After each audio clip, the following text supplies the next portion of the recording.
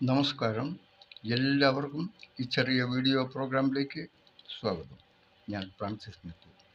തിരുവചനത്തെ ആസ്പദമാക്കി ഇന്നെനിക്ക് നിങ്ങളുമായി പങ്കുവയ്ക്കാനുള്ളത് വിശുദ്ധ ലൂക്കായുടെ സുവിശേഷം 12-ാം അധ്യായം 20-21 തിരുവചനമാണ്.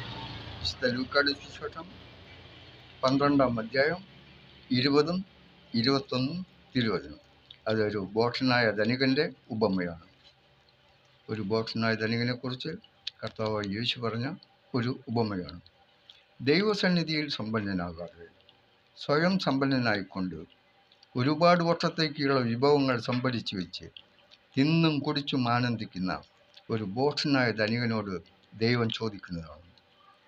യേശു പറഞ്ഞു, ദൈവം അവനോട് ഇപ്രകാരമാണ് ചോദിച്ചത്: ബോഷ, ഈ രാത്രിയിൽ ഞാൻ നിൻ്റെ ആത്മാവിനെ ആവശ്യപ്പെടും.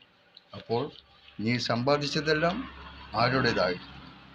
ബോഷ, ഈ രാത്രിയിൽ നിൻ്റെ ആത്മാവിനെ ഞാൻ നിന്നിൽ നിന്ന് ആവശ്യപ്പെടും.